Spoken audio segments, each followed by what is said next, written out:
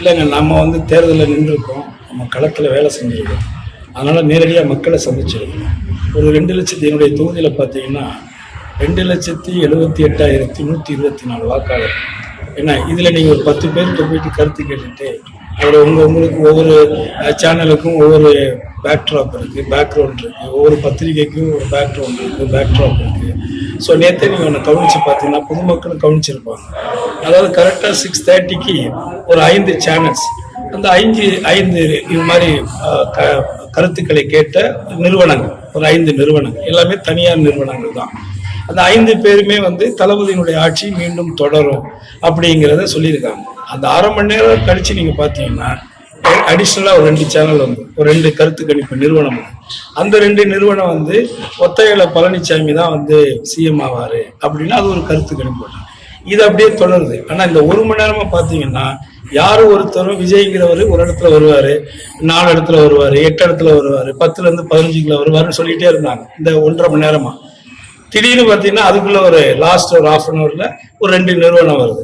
அந்த 2 நிறுவனம் என்ன சொல்லுது, அவர் தான் முதலமைச்சர். இப்போ இது எவ்வளவு பெரிய காமெடின்னு மக்களுக்கு தெரிஞ்சிருச்சு இல்லை? இது என்ன கருத்து கணிப்பு? அவங்களுடைய விருப்பங்களை மக்கள்கிட்ட திணிக்கிறாங்க. இது எல்லாமே எத்தனை நாள்? இன்னும் 2-3 நாள். அதுக்கப்புறம் 4ஆம் தேதி வெட்ட வெளிச்சமா எல்லாருமே தெரிய போகும். அப்போ நான் சொல்றேன், மக்களுக்கான திட்டங்களை நிறைவேற்றிய காரணத்தினாலும் கடந்த 5 ஆண்டுகள் சிறப்பான ஆட்சியை, மக்களுக்கான ஆட்சியை செய்ததாலும் எவ்வளவு கேம் விளையாண்டாலும் எல்லாத்தையும் மீறி தளபதியினுடைய ஆட்சி மீண்டும் துவங்கும் தமிழ்நாட்டில்ங்கிறது என்னுடைய அசைக்க முடியாது.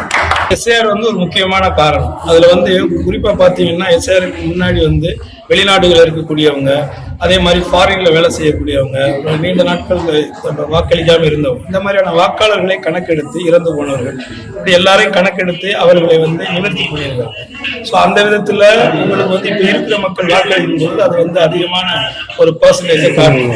அதையும் தாண்டி பெண்கள், என்னுடைய தொகுதியை வச்சு பார்த்தோம்னாக்க என்னுடைய தொகுதியில 13-14% வந்து அதிகமா வந்து பெண்கள் வாக்களிச்சிருக்காங்க. ஸோ அதனால இது ஒரு ஆரோக்கியமான விஷயம் தான்.